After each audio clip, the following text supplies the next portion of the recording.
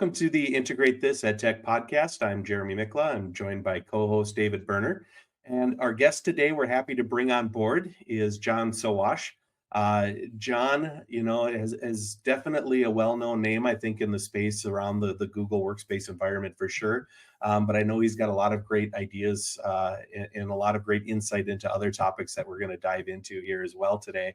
And John, we want to be, honoring your time here today, and we want to make sure that we can get into some of these conversations that we have planned on our document that we have going. But we do like to start out with kind of turning it over to our guests.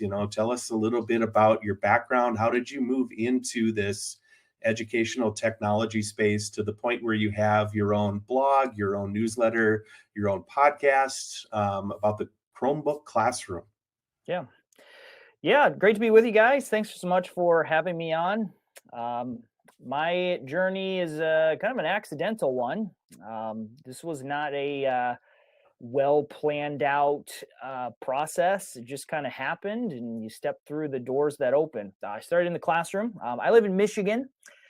Taught high school science in the greater Detroit area.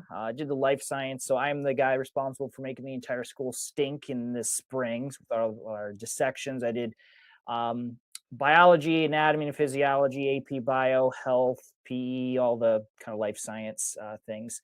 And then I was actually a high school principal there for a couple years as well. So did both classroom and administration. And then all throughout that time, I've always been interested in technology, so I would just kind of dabble.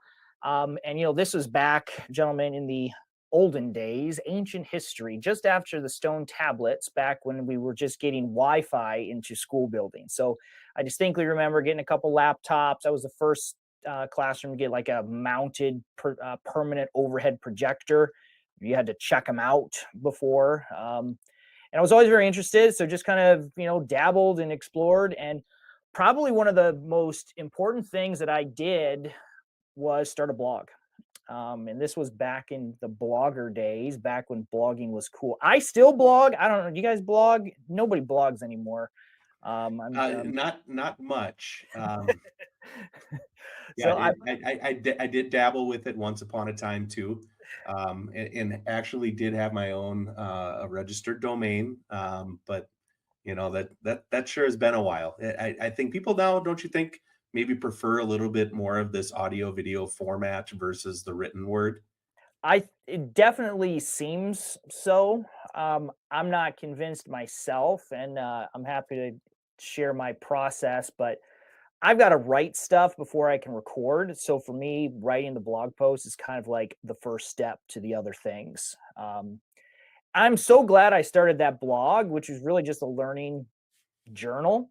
I mean, I shared the things that worked and things that didn't, but it really was just a great way to reflect on teaching practice and sharing with others and connecting with other people. It was great. So that was kind of the catalyst. And then, fast forward like 7 years later, I made the decision to leave the classroom and do this full time. It's kind of a bittersweet moment. The position that I had was being eliminated, so it was either find a different position or try to go out on my own.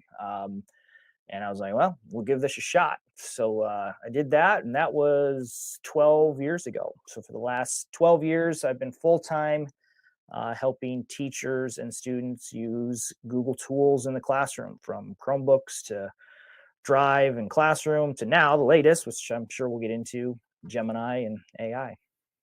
Yeah, for sure. Do you think, did that moment where your position gets eliminated, did that represent a defining moment where you say, I either had to go all into what I'm doing, or I've got to carve myself another path? Yeah, I mean, it definitely was. So, I mean, in case anybody's wondering, there's never a good time to quit a job that pays you every 2 weeks. I mean, no one ever is like, oh, let's do this other thing. So, not having to make that decision, being kind of forced into it, I was like, okay, well, if it's either go out and hit the job market or go on your own, I'll pick the latter. I've always been entrepreneurial. Um, I mean, since I was like 8 years old, I've been starting businesses and doing things. So it worked for me. I never try to talk anybody into being an entrepreneur. And people like to say, "Oh, that's not." It's not. It's not fun. It's miserable. Now I wouldn't have it any other way. But I mean, you are trading security and stability for chaos, but ultimate opportunity. So you have to have a strong intestinal fortitude to take that step. One of the things that David and we've even had conversations with each other is like, do you feel like you've ever gotten to that point where if you're not in constant access to a classroom full of kids, do you feel like you lose touch with what it's like to be in the trenches, with the teachers and experience? Because I know in when I moved from the classroom to the position that I'm in now, about 5 years ago, that was one of the concerns that I had before I took the leap was, am I ready to put myself in that position where I can still speak with some sort of relevance and authority? You know what I mean? In front of that group of teachers. Yeah. No, I know what you mean, and it's certainly something that's on my mind. I have a few ways that I can continue to do that. I mean, I have been an instructional coach for some local districts, and I get to go into Mhm. classrooms from time to time.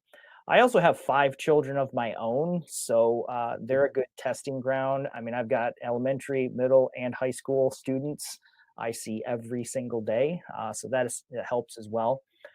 I feel I have a very good pulse on the what it means to be a teacher. The part that does has shifted a lot, which is very hard to put your finger on. There's definitely been a shift in kind of the attitude of students since COVID.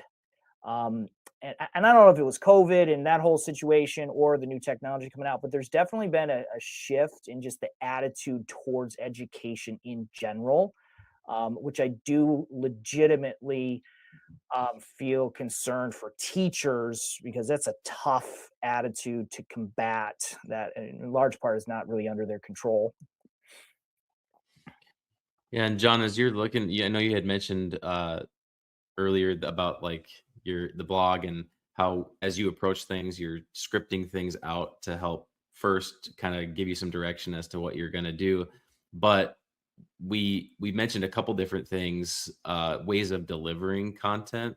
Is there what things have you found through your time with your website and the different things that you've done with like tutorials and sessions and like newsletter type things? What have you found has been really successful with reaching teachers and getting them engaged into the content that you're trying to show them? Yeah, I spent a lot of time doing this. The formal term would be like content marketing. My goal is to provide as much free, helpful content as possible. And it has been shown that over the last 10 years, if I do that enough, there's enough opportunities that pay the bills and keep the lights on. So I really don't have to sell per se. I just try to provide helpful information and people find me. Um, every person has their favorite. I mean, when you talk about social media platforms, each one has its own personality and its own kind of subculture. I mean, it is pretty incredible. I mean, I can go as deep into this as you want, but I mean, I have a whole content strategy where I develop a long form piece of content and that splinters off into short form social media posts, reels, images, like it fragments off into all those things. You never have to worry about creating too much content because no one sees it all. The people on Facebook are not the people on Twitter. The people on Twitter are not the people on YouTube. And so every platform, every avenue has its own kind of market and stream. And you just create for that thing. There are certain things that I'm better at than others. I'm not a TikTok person. Don't really I'm not a huge fan of the platform, so I have an account, but don't follow me because I never log in. um, but honestly, and this is going to sound super old, but Facebook. I mean, I get the most engagement from Facebook. Now I can look at the demographics of all of my platforms and I can tell you exactly who's on which one. So, Facebook skews older, and by older, I mean like 40 plus, which is me. Um, your TikTok is going to skew much younger, obviously. So the answer, unfortunately, is they're all valuable. You do as many as you feel you can. You can't do all of them, so you will have to make decisions, but absolutely very important to create long form content, short form content, text only, image only, because everybody has a preference about what they like. How does that you mentioned that content that you make, how does that help transition into some of the larger things that you do? Like if you're looking at professional development opportunities, webinars, those type of things, because then you're moving from some of those social platforms into like real, maybe in person, or maybe you have a large webinar of people that you're engaging with. How do you make that transition usually? Yeah, so there's something I learned a long time ago, that has been true for a long time, which is people pay for packaging. Um, Everything that I say, I give away for free. The trick, or what's different, like if you want me to give a very kind of organized sequential look at something, you're going to have to hire me to come into your district. Now every single thing that I'm going to say during that is available online, but you're going to have to go watch that YouTube video and read that blog post and this like you'd have to piece it together, which you could do, but it wouldn't be terribly fun. So yeah, like everything that I do can be broken down into bigger, smaller chunks. I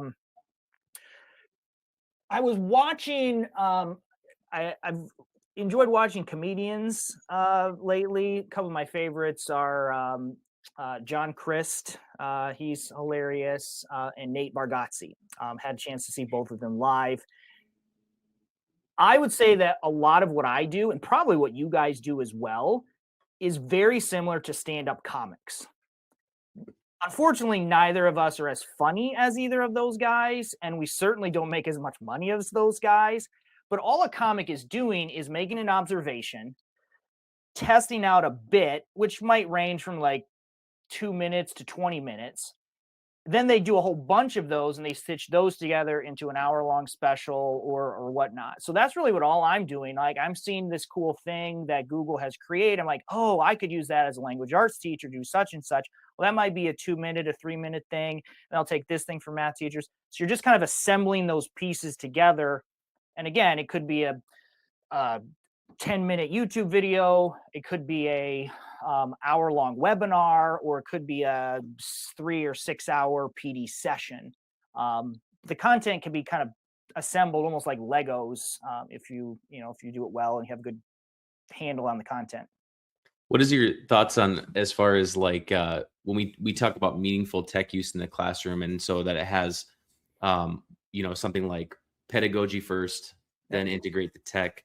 So I have kind of a side question for you here. Do you feel like because of all the different short form things that are out there, if a lot of teachers if most of their engagement is coming from, say, something they see on like Instagram or any of the other platforms that we mentioned, TikTok, whatever, do you feel like that does a disservice to teachers when they're trying to implement things because they see something but maybe not in its full effect, or in consideration of like a full pedagogical context? Do you feel like it does a disservice, or does it maybe help with if you go and do a live session with teachers, it gives them, they maybe have had a little bit of background? What's your thoughts on that? I'm not a huge fan of the short-term content. I mean, I scroll through all the time. I couldn't tell you a single one of the reels that I saw yesterday. I really struggle with the short form content for professional development because the algorithms are so heavily weighted towards just entertainment. It's like, oh, that was super funny, like all the sketches and whatnot, and they're great. I love them, but it's so jarring if you're scrolling through a bunch of funny content and then you see me with a tutorial on how to create a better rubric through Google Classroom. You're like, no thanks, give me the the sketches again. Now maybe that's my fault. I need to come up with more creative ways to talk about rubrics. I'm not sure. But you gotta meet people where they're at. I mean, I dabble with it. I'm always trying to find a better way to communicate. But yes, I absolutely believe that you are missing a lot of the context. You know, people see a lot of my content and they think that I'm just a gung ho all tech all the time. I'm not. Mhm. I'm not into the paperless classroom. I'm not into using Chromebooks every day. I'm not into giving AI to every kid because they can. But those are nuances that take time to unpack and explain. And that's where, the longer form, even conversation like this, podcasting, is a great way to unpack that. I have one more question for you real quick, is just Jeremy and I do a lot of trainings too. And I'm wondering what your thoughts are on if you go and do a training for, like, say, a whole school staff, how do you combat some of the, like, if teachers are overwhelmed, what's your tips behind that? Or maybe even just touching on, you have a pretty large room of staff with a lot of different learning abilities and in different places as far as what they might know on a particular topic. Let's say it's Google Classroom or something like that. What do you do typically with those? What are your go-tos for that type of situation? Well, I'll be very honest. My least favorite scenario is the beginning of the year, all day, all staff PD session. That's like 2 days before the first day of school. That is an absolute recipe for disaster. Now, I understand that you don't always have control over those dynamics, but that is the worst possible time to do professional development. Um, it's hard. I mean, just be honest. You know, I'm not there. Like, if you're the PE teacher and you have to be there, and we're talking about Google Classroom, I'd be like, hey, man, this really isn't the thing that you need to do. I'm not going to bother you. If you have other things you need to do, go for it, because your subject better than me. My ideal would be to provide more just-in-time professional development, where I'm available, and as a teacher has a need, I step in and I assist them with that need. That is the most effective. Now it's a little more time-consuming. That's why I do like all my little tips and tricks type content. Because I'm hoping that, I have this need and I remember this thing, and now it fills that gap. And that's where just kind of your quick monthly newsletters, I don't know, what are the tech on the loo, the potty PDs, things that Mhm. people do, that kind of stuff. I think can be useful, and then people reach out if they have the need for that particular thing. Yeah, so one of the avenues that you've gone down, and I'm not trying to put you into a box here, right? But when you're got your content is packaged around a Chromebook Classroom, obviously Google is in the Google Workspace for Education domain is pretty integral to the types of things that you do and the types of stuff that you share. So my question is, like, what's the draw towards Google? Why is that the avenue that a lot of teachers go down and a lot of schools go down? Is it? I mean, is it just convenience, or is there something deeper, more powerful there? I mean, for me, that's what I was doing in the classroom, and it was the most effective. So again, when I was teaching, Gmail, Gmail accounts for schools were a brand new thing. There were no Chromebooks didn't exist yet. Um, we actually were one-to-one with iPads, towards the end of my time in the classroom, and we were thrilled to have them, but they did not work well. And just the collaboration aspect, like, one iPad is great, 300 iPads were a nightmare. um, and there was also, I remember when Google Classroom came out. So just the mechanism, like, we had to make that shift from going to the copier and running off copies for everybody. There was no digital method of making a digital document for 30 kids. It didn't exist. Like, you had to manually. Mhm. And so when Google started coming out, like, they actually kind of get what this is like. Like, they're understanding the process that teachers are using, and they're making it easier for us. And I did a lot of iPad work at the time. And eventually I just said, you know what? I'm going to focus in on Google. Um, and again, from a business perspective, niche down is always the recommendation. It's better to be the foremost expert on a really small thing than, dabble in a whole bunch of things. So I went all in on Google. I haven't used an iPad in years now. And again, I'm not anti-iPad. That's just not my thing. There's plenty of people who are out there doing it, or Microsoft or whatever. So for me, it just worked. Free was always good too. It's hard to, not quite the same today as it was, but pretty close. But I remember the days exactly, very vividly, when our tech director, when I was in the classroom, came in and said in a staff meeting, it probably was like at the beginning of the year, and had said, "We're moving from this old email system to Gmail, and all of you are going to now have Gmail emails, and everyone is going to just like jump on board." And wow, that is the worst way to lose your entire staff, is just is to do that very thing. So it definitely is something I recall, and I also recall the days of the early one-to-one iPads, because our school was also a pretty early adopter of those, and the principal had come to me and said, "You're going to lead the charge of the teachers and get them to do this." And I remember trying things like Edmodo, even playing around with Moodle, back in the day, and you had to have a different Moodle server to be able to kind of like schedule out and send out assignments of, a PDF to kids that they could then have their own copy of, right? And it was very cumbersome and very difficult. And then Google comes around and does things like making docs shareable and send them out so that every student can have their own copy, right? And so they started then, I think, from there, developing the whole suite of different tools. And I know from my own experience, one of the traps that I tended to fall into was, I'm glad I've learned from this today, but was to start putting the tool first. But that causes a lot of problems. Why is it much more important to put a learning objective out there in front of, or a learning target in front of the tool that you're going to try to match it with, even if it's a Google tool? I totally agree. I do feel that we've kind of maybe passed over that issue. I mean, I remember probably 2017, 18, 19, you'd go to any tech conference and you'd go to the 45 tools, 65 tools in 30 minutes, and everybody wanted a tool for everything. Today, I actually almost think it's the opposite. When you say, "Hey, there's this really cool tool, maybe you should check out," everybody's like, "Oh, not another one. I don't want to log in or set it up or figure it out." That's more of the sense I'm getting now. But you're 100% right. You can't just go to the next shiny object. Now we are doing a little bit of that right now in the AI world, because you can't throw a rock without hitting a new AI company right now. And a lot of them, are all the same. So be interesting to see how that all shakes out. But absolutely, like, what are you trying to accomplish? What is the fastest way to get there?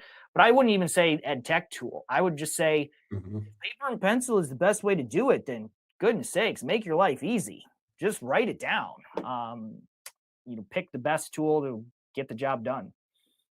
So now I'm setting this up maybe a little bit intentionally here, like, granted, that learning objective is out there in front, and you want the tool that's going to match it, regardless of whether it's high tech, low tech, or anywhere in between.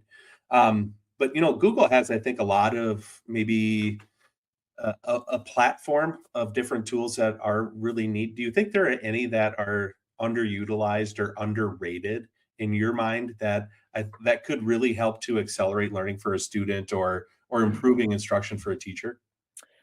Yeah, a couple, I don't know, underutilized. I mean, some of them are new. I've been quite impressed lately with Google Vids, which I don't sense that a lot of teachers have had a chance to explore. I remember sensing the PowerPoint fatigue of 10 years ago. I kind of feel like we're in Google Slides fatigue. Like, kids don't like making slide presentations. It's not cool. It's not fun. It's boring.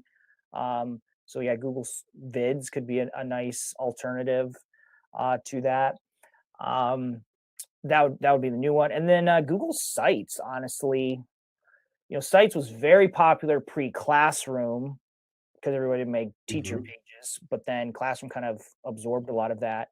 But like right now, I'm working with the Google Site project with some kids, and they love it. They think it's super fun, and they're learning how to build websites along the way as well. So there's two for you.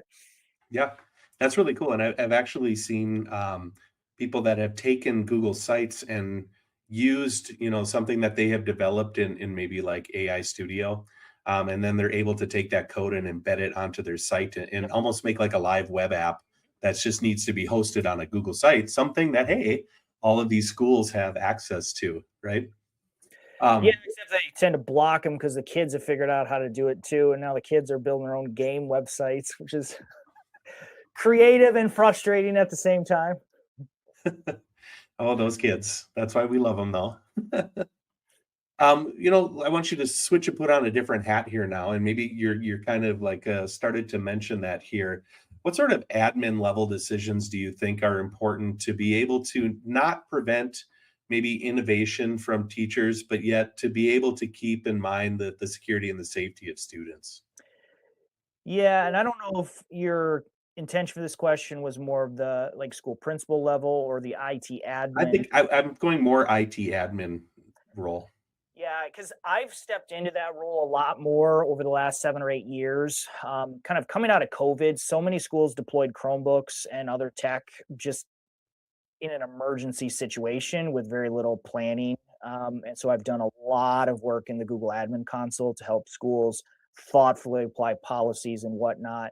Um, Unfortunately, it's not really their fault, but a lot of IT admins are not teachers. So they don't fully understand the implication. Like when I click this button, I'm trying to make things more secure, but I've just made the life of a teacher miserable. uh, whether it's password security or, just different things. Right now, the Gemini conversation is the most important. The one thing that floors me, because I've worked with, again, hundreds and hundreds of districts, the number of school districts that have disabled Gemini for staff, but are maybe not like encouraging it, but just looking the other way when the staff go and use ChatGPT. I'm like, Mhm. I don't understand that at all. And it's happened enough times that I'm like, I don't like, what are we doing here? I mean, if you don't like AI, that's one thing, but to exclude the tool that you've built your entire district on for this other random thing that you really have no data privacy agreement with or any control over just seems very unwise. And once teachers buy into ChatGPT, trying to switch them back is going to be a nightmare. I mean, it's like the email thing you mentioned earlier. Mhm.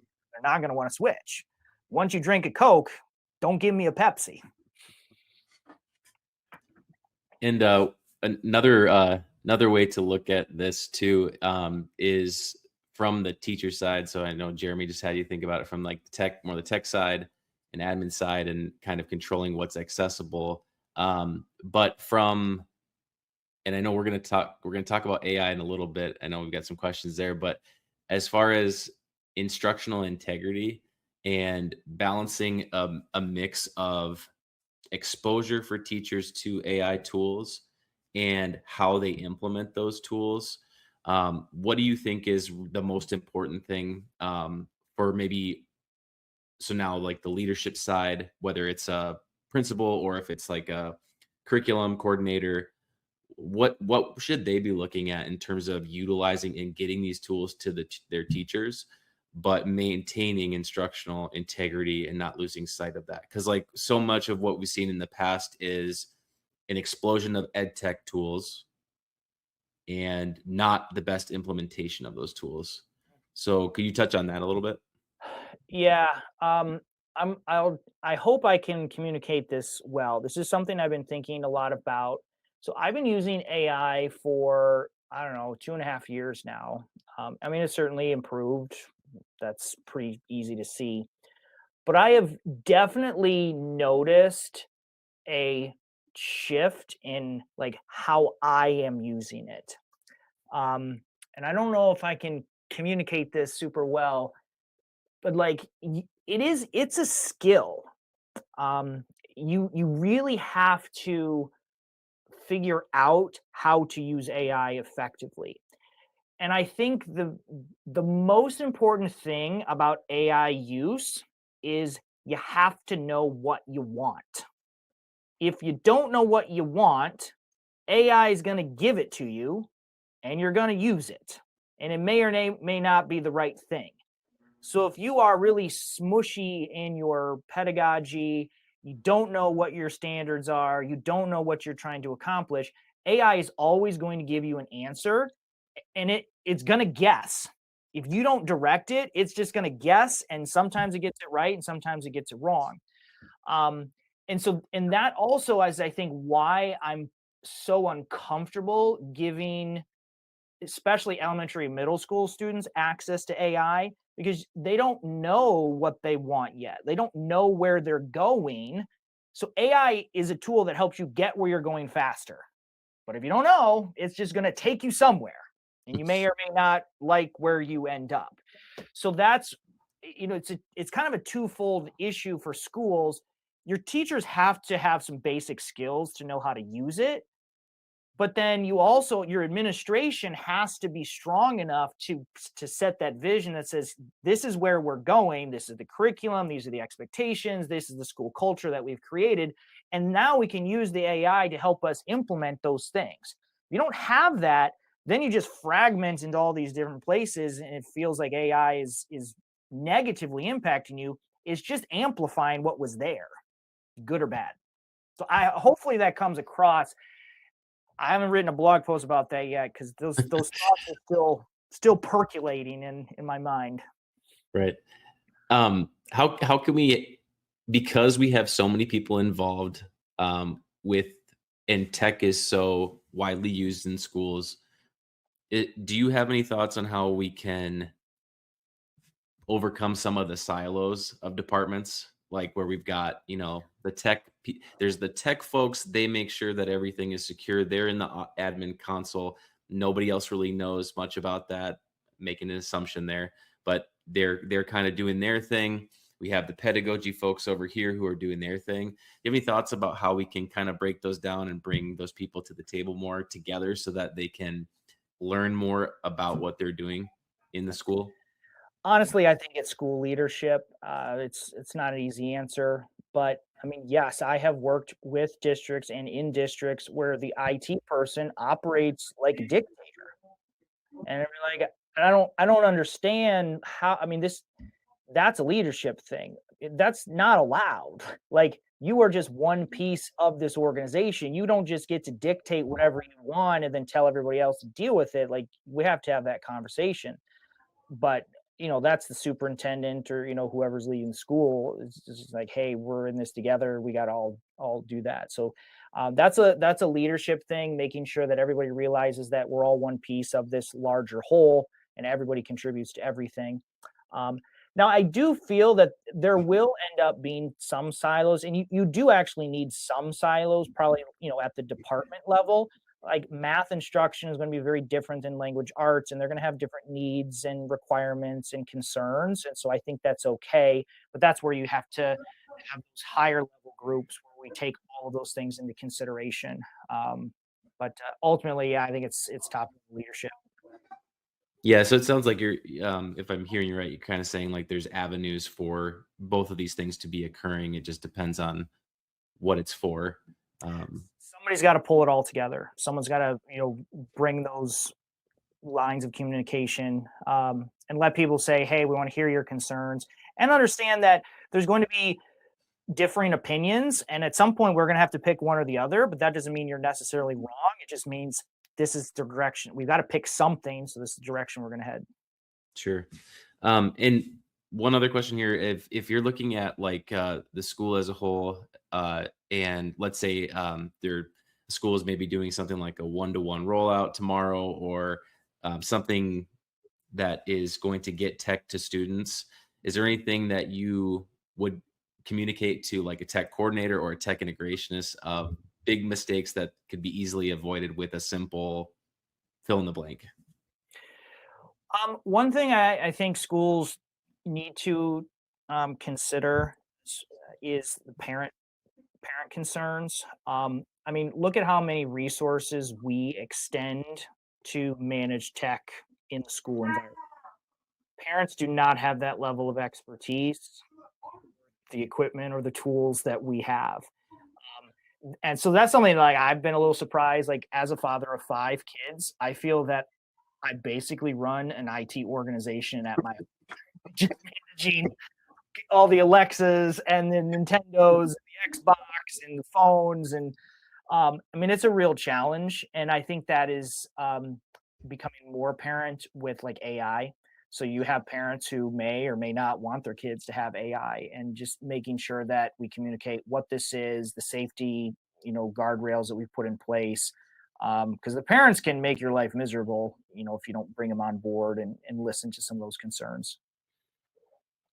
Yeah, and it really is kind of interesting. I just finished. It was on my list of things to read for a long time, and I'm a little ashamed that it took me this long to read it. But Anxious Generation, the Jonathan Haidt book, and it's really interesting. And at one point, he talks about how we can't just lay it all onto parents and expect every single parent to be that IT department for their family, like you're saying, to be able to effectively help guide students in managing their screen usage, but also in making sure that we're giving students opportunities to do a lot of other things besides engage with tech.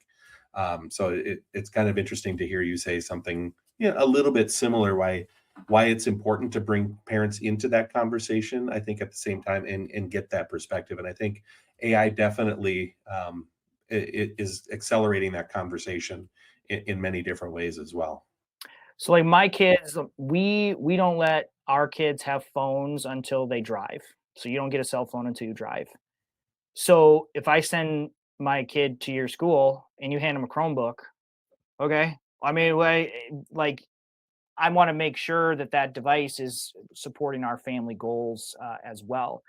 So yes, it's definitely a partnership for parents and families on both ends of the spectrum. Yeah, let's kind of we did invite AI into our conversation here just a little bit ago too, and I feel like that's a term I've heard before. Invite AI into your conversations, right? But I think for teachers, many of them are starting to feel, because they're hearing it from perhaps their tech leaders in their buildings. Maybe they're hearing it from their admins, their principals, or their superintendents, that they should be invited to bring AI into the conversation. I think sometimes when a teacher hears that, they think it needs to be all AI all the time. And that we don't want them to lose focus on the highly effective things that they're doing anyway. But as someone who looks at a lot of ed tech, like you had described earlier, it's part of what you do every day. How can you help a teacher sift through that noise to get to what is going to be impactful for them? Yeah, there's a lot to unpack there. I have done a ton of AI workshops, webinars, PD sessions since the first of the year. It really feels like schools are investing in PD lately. And I get these two extreme opinions, which is wild. Like I'll talk to 2 people right after each other, and these are the 2 things they'll say. So one person will be using AI and will be super frustrated because it's not perfect. It's like, I asked it for this thing and it's not 100% what I wanted, so it's no good. I'm not using it. It's not good enough. Then I'll have another person who will simultaneously tell me, I'm so scared of this, it's going to take my job because it's going to do everything perfectly. And so they got these 2 people who are both mad at AI for different reasons. I think the truth is probably somewhere in the middle. One of the things I like to say is, use AI to accomplish the things that you hate the most. Like every teacher is good at some things and hates doing other things. So use the AI to get rid of the annoying stuff so that you can focus on the things that you like. I don't really enjoy lesson planning, so I would love to use AI to do that. Some people, that is their favorite part of teaching, is coming up with these really cool, creative lessons. Well, great. Then do it yourself and use AI for, I don't know, grading or report cards or the thing that you dislike. I saw the report from the Microsoft CEO that was like, all white collar jobs will be eliminated in 6 months. And I'm not buying it. I mean, I'm not saying it's not going to have an impact, but I I don't think it's going to be as quick as it is made out to be. I think teachers are still the most important part of the classroom. I think AI can assist them. AI will make a good teacher better and a bad teacher worse. So again, it gets back to that. You have to know where you're going. If you don't have good instructional practice, then AI is, going to amplify the poor It thing. just takes that bad teacher and accelerates them down that path of worseness. AI is really good at making lousy worksheets. One last thing here, I think with AI to touch on here before we move into our lightning round stuff that we have for you at the end. What role should AI have with student use? Do we need to be focusing on AI literacy? Is there a certain time frame where you think exposing kids to the things that AI can do to help them become more beneficial? Yeah, so my personal thoughts, and I welcome discussion and disagreement on this. No AI for elementary. They need to be reading, writing, talking to humans. Honestly, I would say limited tech use, for special projects, special opportunities, but not every day. Middle school, I am open to AI for like special projects, but not as like we have it all available all the time. So like for this thing or this project or this activity, we'll use it. Now at the high school level, you've got to loosen it up because they have it anyways. And they are moving into college and career and whatnot. The hope would be that once they get into high school, they have mastered the basic skills. Like they know how to type, they know how to form a sentence. And so AI can assist them in formulating their thoughts and refining their ideas. The challenge with AI is that it's all based on intention. If you have bad intentions, it will help you. If you have good intentions, it will also help you. And that's hard to legislate. And so I think at the middle school level, we have to talk more about why learning is important. And there are tools you can use to take shortcuts and cheat, and that's only going to impact you. There has to be that intrinsic motivation because there's no way to tech your way out of students using AI inappropriately. Yeah, and so I think we're kind of setting up here for our lightning round that we bring in at the end. And so John, what we're going to do is we're going to alternate asking you a few different questions, and it's meant to be up to you to give a short one word answer, one sentence answer. But if you feel it's worth expounding upon, add it to a paragraph, whatever that length that you think is appropriate. And then to mix in a little bit of this and that type questions where we will kind of pin you down to one or the other. So I think, let's see, David, I've got you kicking it off with the first question here. Yeah. So if AI disappeared tomorrow, what skill would teachers need to double down on? I'm going to cheat and say the 3 R's, reading, writing, arithmetic. Those don't go out of style. So John, if you were given an unlimited funding for one individual but awesome tech experiment that you could bring and implement into your building, what would you look at trying to bring about? I am quite fascinated by the ability to code with AI. I firmly believe that somebody is going to create a multi-million-dollar product without any coding skills. And it could be a 6th grader. I don't know. So a coding class with some of the like Replit or some of the higher end like coding platforms, I think would be fascinating to see what they come up with. I think David's got a shot at that. He likes his vibe coding. I like to do some vibe coding, yes. If you had to pick one Google Workspace feature every teacher should master in 2026, what is that and why? It's got to be Gemini. Again, I've done a ton of training for teachers, and like they've used Gemini, but I'm actually a little disappointed that they have no idea. Like they don't know about Canvas or deep research or the different modes. Like they don't know how to use it effectively because no one's trained them. So definitely dive into Gemini. I'm going to kind of change up this next question that's on there because I think you've given us some controversial things here already, which was going to be the next question. So since you brought up Gemini, what's your favorite Gemini tool? You mentioned deep research, guided learning. You've got Nano Banana. You've now got the music ability. Yeah. It's got to be Canvas, 100% Canvas. I really struggled with Gemini because I was trying to do like blogging and stuff, and I could never get it to really match my voice. But with Canvas, if you don't know, it's just basically a Google Doc. So you can go in and you can make your own edits as well as asking AI to make edits. So the ability to go back and forth where you have a lot more control is, it's so nice. Cool. All right. So the next one here is this or that. So it's kind of rapid fire. And with this or that, you can only choose one. You have to choose one or the other. Right. So I'll give you two options on each one of these: AI assistant for teachers or AI tutor for students. I would do AI assistant for teachers. I think it's a great teacher tool. Okay. Early bird productivity or late night creative burst. Ooh, I go back and forth. Usually work out in the morning, so I guess I do my productivity stuff more at night. All right. Deep mastery of one core tool or surface level knowledge of 20 tools. Oh, deep mastery for sure. I mean, I'm the guy who's just double, triple down on Google. I mean, I don't, if it doesn't have a login with Google button, I'm like, nope, not doing it. Paper notebook or digital notes. I'm a lefty, so it's got to be digital. My wife always makes fun of me because she's the only thing she's ever seen me write is my signature. But lefties and pens and notebooks never works well. In-person PD or asynchronous self-paced learning. I prefer in person.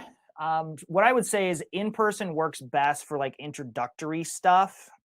Asynchronous or in self-paced works better for advanced. That way you can kind of fast forward and skip through. But I'm always nervous when schools want me to do a webinar for like something brand new. I'm like, oh, this is not going to go well. So you got the webinar tool, you have 2 monitors, you got all this stuff in addition to the new thing you're learning. Okay, and then this is the last this or that: road trip with a podcast or music. Oh, podcast for sure. Of course, listening to integrate this and all my other. That's a good answer. Thanks. I'm not a music guy. I'm a podcast guy. 2x as well, which drives my family nuts. So you guys, Oh, wow. Oh, yeah. 1x, Yeah. 1.5. Okay. Depends on the show. I got a couple of hosts that talk too fast, but I try to do 2x. Double the podcast in half the time. I usually roll with a 0.5. So we slow everything down for him though, so that's no big deal. Hey, and one last question here, John, before we turn you loose here. So you're going to be giving a keynote tomorrow, let's say, and the person in charge of the sound comes to you and says, "What do you want to be your walkout song?" All right, I like this. What's going to be pumping people up before you take the stage?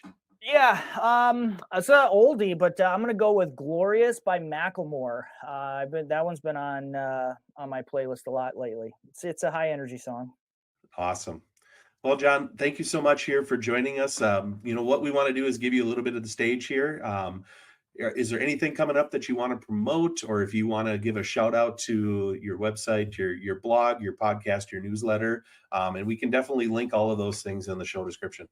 Yeah, happy to connect with people. I'm on all the socials, either my name or Chromebook Classroom. Since there's a bunch of podcast people listening to this, my podcast is the Chromebook Classroom, wherever finer podcasts are made available. Let's see, it's conference season right now. So let's see, I'm going to be making trips to Kentucky. I'll be at KISTI in March, the McCall conference in Michigan, March as well. And then I'll be in Sandusky for an IT brainstorm conference in May. So if you're coming to any events, say hello. Awesome. Well, thanks so much, John. Love to have you on the show. Thanks. Thank you for the invitation. Boy, it's great to be a guest. It's all the fun and none of the editing. Thanks, John.